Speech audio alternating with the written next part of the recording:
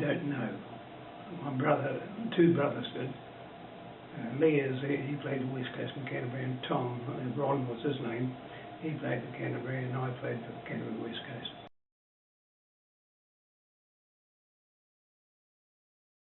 My earliest memory when I started in I was probably 5 years old when I started and played for Aranui Club in Christchurch. At the Aranui school we went to, my father was the chairman of it. We had one set of jerseys, we played rugby league jerseys, we played rugby on Friday. We played in them on Friday rugby, and then Saturday we played league.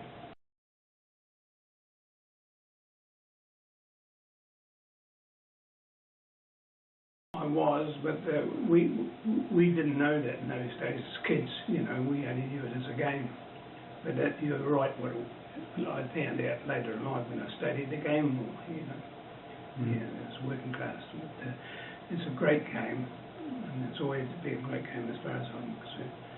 Although I've played league all my life, I've also played first-class rugby. Oh, really? Well, tell me about that. Well, I played for North and South Island Railway teams. I was selected in both islands on more than one occasion. And then I used to play rugby league on Saturday and played for the Railways on Sunday rugby. Yeah.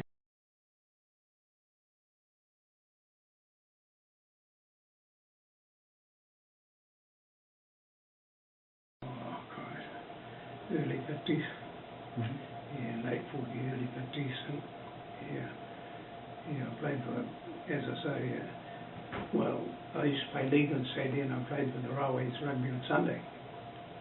And, you know, unless there was a rugby league game, which always come first as far as I was concerned.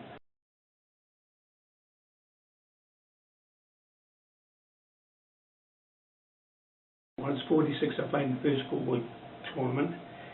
I was a hooker and the top scorer. The tournament, 7 tries. Always remember it. Where was the tournament held? The one that and the next year, 47, was Christchurch, and I got in that Kiwis side. And that, I was top scorer that year too. And I was quite, I don't like saying it, but a good runner, but yeah. But no, I first played as a hooker for years, even up to senior football.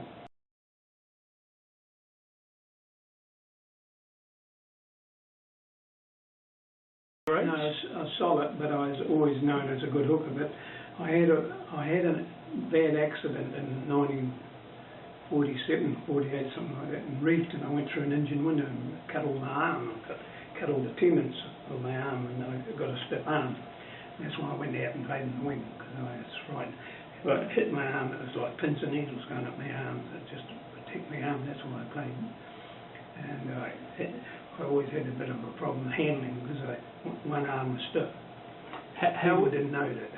No one knew that till now.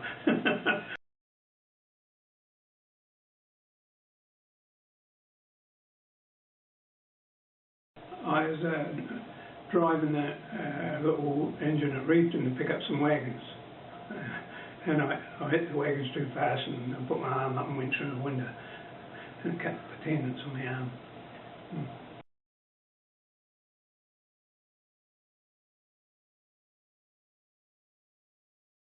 No, I was in Reefton Hospital, and then they found out that I couldn't move my thumb and my fingers, so they sent me to Christchurch Hospital and I had operations, and they fixed the tendons up there, sewed them up and grafted tendons.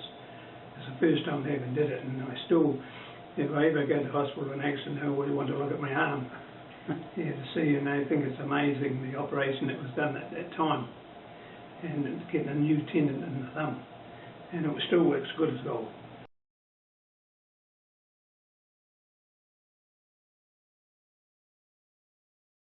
It was, I had 2 or 3 accidents as a shunter, but I wasn't, one thing I can say that when I went to work, I hadn't been to pubs and that, you know, work come first before those type of things, because you had to be awake, and also when you're running in, jumping in between wags and moving along, and you only had to trip and you're cut up in those days. But I did 40 years on the railway, so I can be out of it all that.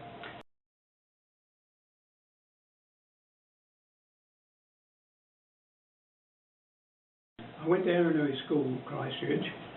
My father was chairman of it, and we knew nothing else at Aranui School but to play rugby league. And we played rugby on Friday, league on Saturday. But when we played rugby on Fridays, we wore a rugby league jersey, gold with a black, with a gold with a blue V and a band around it. And we played Fridays with those against the rugby teams, and Saturday we played those when we played rugby league. Yeah.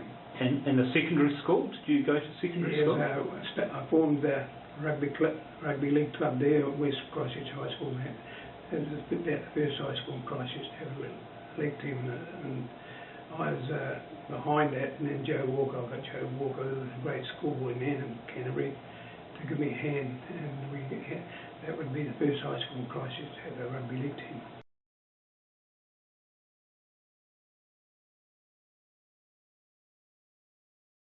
Because I made the schoolboy Kiwi, and I wanted to put a return back into it. And yeah, so that's how I looked at it, and I've always been proud to be a rugby league person, and my family all have been. My father played for Hornby in 27. My brother Lee has played for Coast in Canterbury, and Tommy played for Coast in Canterbury.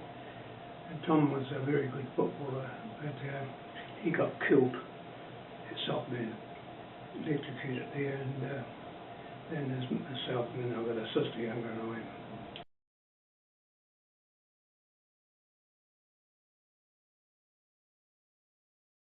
No, we didn't, but the thing that Ron Mackay from Taranaki was the first original Kiwi come out that side.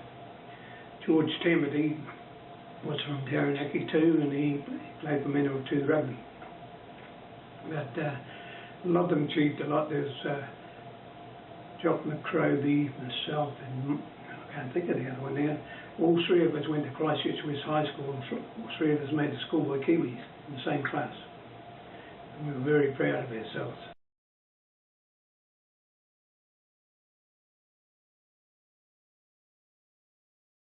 Well, I don't know. We had a rugby team there and played rugby on Sunday and played league in Greymouth on Saturday.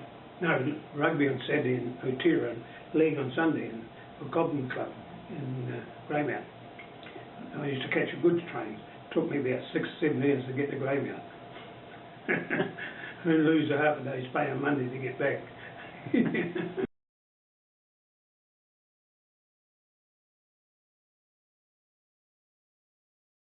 Well, it was a great open game. The game was fast, and you had less men. You had 4 less men in rugby, so it made the game faster. 13 aside, and it was only natural. If you've got 4 men on the paddock, it must be faster. There's more space. Yeah.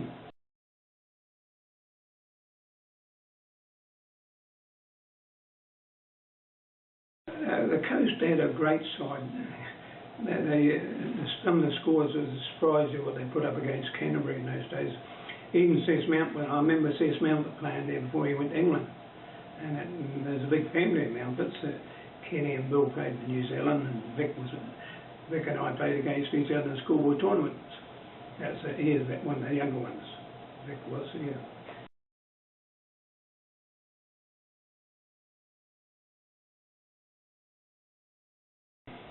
Yeah, well, that's a bit. What wasn't known in my early days. It wasn't known nothing. There was no advertising about it or nothing.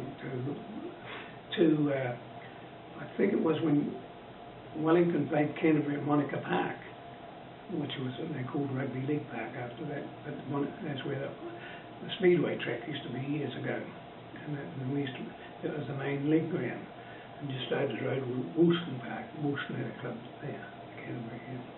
Yeah, it became known as Athletic Park later on. No, there's another one. Okay. Oh no, you're right. I'm sorry, you're right. It was. Yeah. Yeah.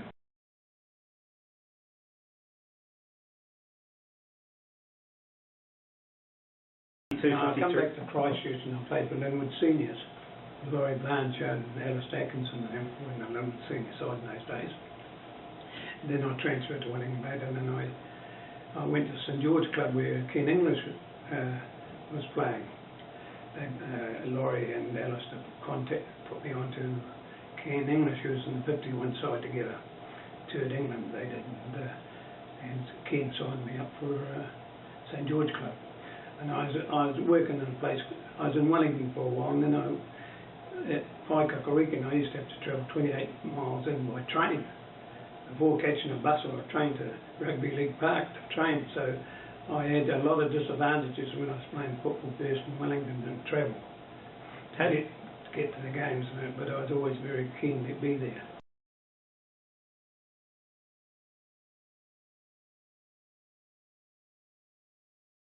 I was on the athletic track too, and I ran in the Wellington Championship, and at 102.20 I was a sprinter.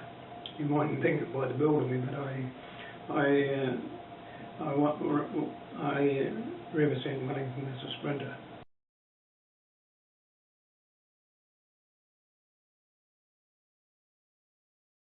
Yeah, I used to travel from Palmerston to Wellington every week to play rugby league on a Saturday, and I used to train by myself, and then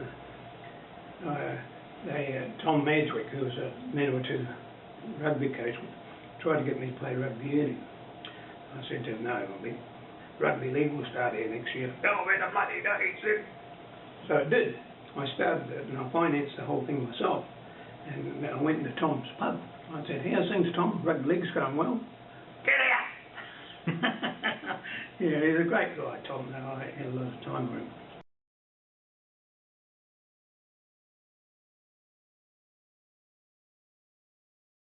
No, I'll tell you why. I was highly regarded as a football rugby player, playing railway rugby.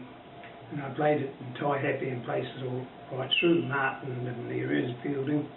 And I was quite, I was playing good rugby, and I don't like saying that much, but I was playing real good rugby, and I was quite fast because I was on the track as a sprinter.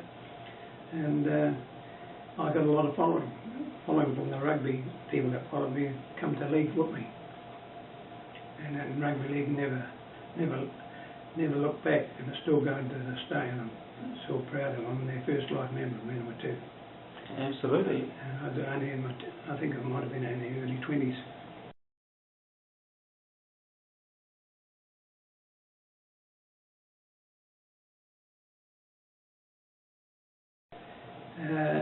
No, I coached a 7-a-side team in Canterbury when I was about 15. In that side was Pat and Jim White and Jimmy Fisher, Billy Godfrey and his brother. The 3 Kiwis was Pat and Jim White and Jimmy Fisher. Billy Godfrey was South Island halfback, and Joe Cumming, and I can't think of the other one that was in the 7-a-side team, played for Linwood. I was their first coach ever. And old Jimmy always says to me to say, good day, coach. Quite proud of it too.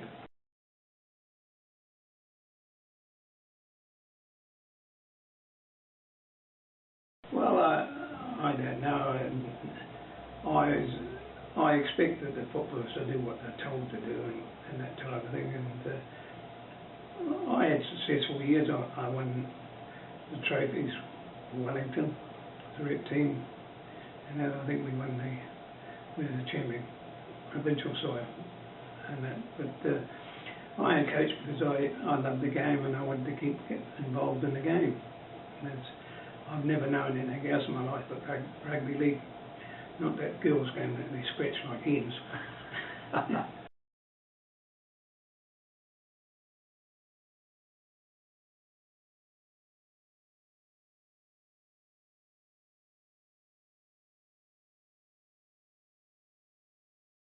Well, the reason I got involved in refereeing was to improve on the rules, knowing the rules of the game, how I could carry on my coaching.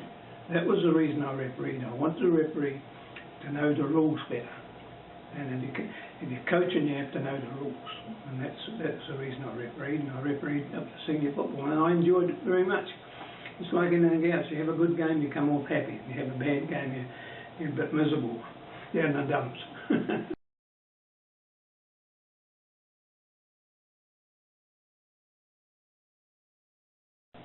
Yeah, but I think a lot of it's up to the referee themselves. When they control a game, they control a game, not the players control them. Wellington was a different. I got a shock when I first went to Wellington to play rugby league. I wondered what the hell. I thought it come to play a game called bastard rugby. It was a vicious game in my day when I played there. You didn't stay on the ground because you soon knew what a boot was about. It was the hardest place I ever played. But I wonder what it struck when I went there.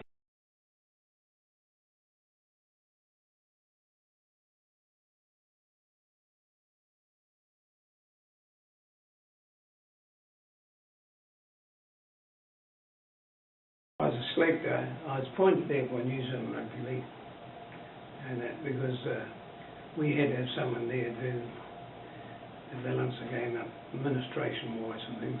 You know, young people have got studies to do and things like that, and it's cost those young fellas. It would cost them a lot of money, and sometimes it costs them a year or two in their careers, not doing their studies.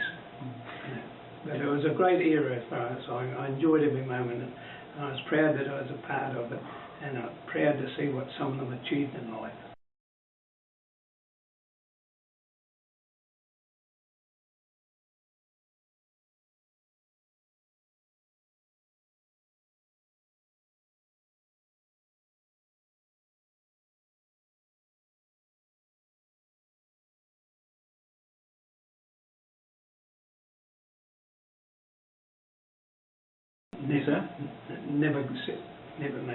Never worried me. I had the support, I had the confidence, and I couldn't wish for a better bunch of people.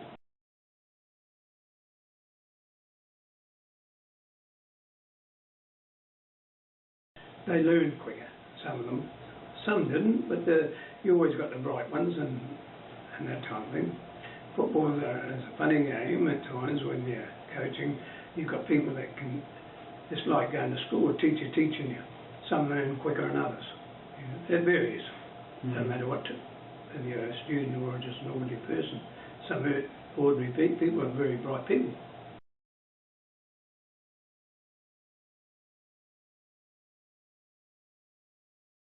Yeah, he played league.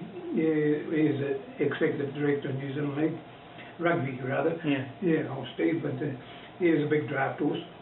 How did you... And a good bucker, a real good joker. But some of these guys that you drafted into the New Zealand University team weren't what we would call genuine league people. They were rugby players that came over. So how did you manage that? Well, they used to come along and train with me, and I'd talk them into playing. And Steve Chewer's one, of course, and there's many, but and I can't think, but there's a couple of All Blacks amongst them, and I'm just trying to think who they are now. Well, Too Wiley, as we mentioned. Well, here's one, yeah. Yeah, Too Wiley is a character, too. Yeah. And but no, it was a shame at that time that it wasn't getting the support from the district leagues, and it should have done. Student footballers have to realise it's an investment, a big investment, because not only as players, they become administrators, and big businessmen could become sponsors for you. Various things they come, and people don't realise that you've got that. That's a contact you've got. So if you want some money, where do you go? The jug, you know, and you can talk straight down to earth with him, what you want.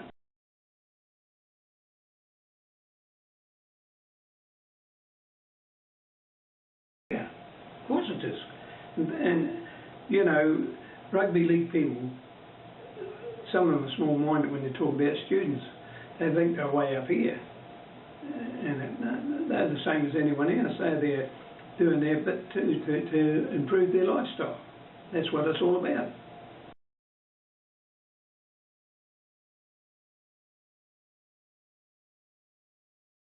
They got involved in themselves to try to make it. I don't. I never encouraged them to be. I'm a bit concerned about that, to tell you honest truth, because they were taking the genuine rugby league students' positions in some ways, but I as much as fault as anyone.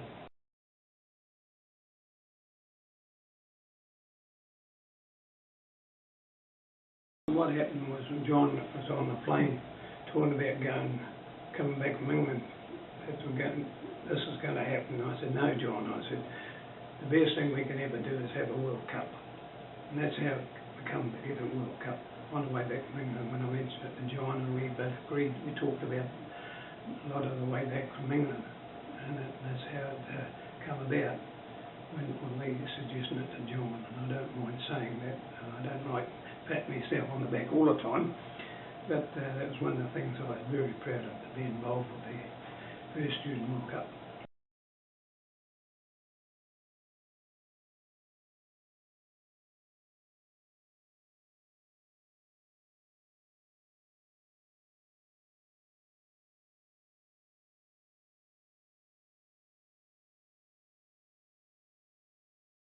Oh yes, well, you had to try and get people like them because they could teach and they were top coaches. And I had young fellas that some never played the game and that type of thing.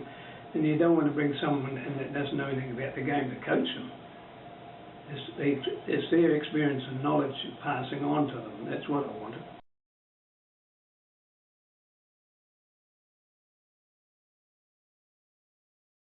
I know, and I don't mind being straight too, because it doesn't worry me. If they don't like it, they don't like it. It's up to them. But the thing is that why not be straight? It's better to be straight and bent. and I say my bit, and I don't mind saying it. And it's the same when I was at work. Yeah. I, as a boss, I had many staff under me at times, but if I thought the management was wrong, I'd tell them. If the staff was wrong, they knew too. And that's how you look at it. You had to be fair both ways. And that's what life's about, is to be honest and fair.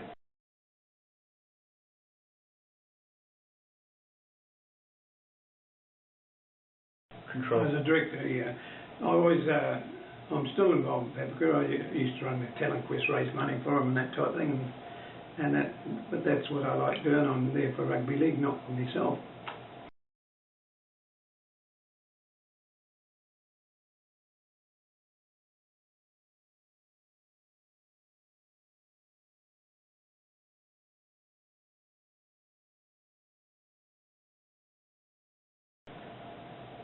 Be committed and be prepared to do the hard yards. And that's what it's all about. You don't sit on your backside thinking other people are going to do it. You lead it by example.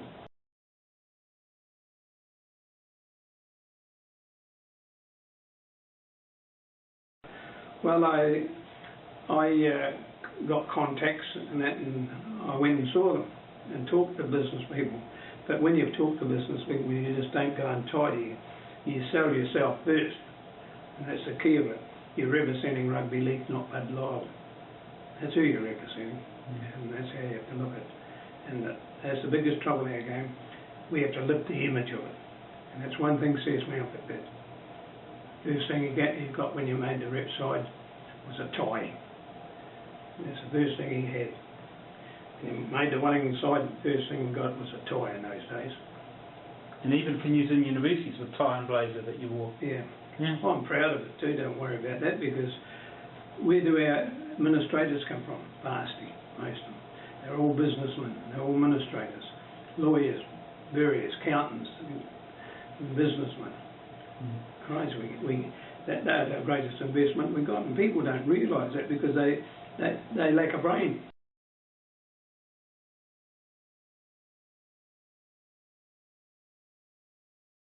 Making the first schoolboy Kiwis side. That's the first. Yeah. And having a wife that supported me and become involved in rugby league.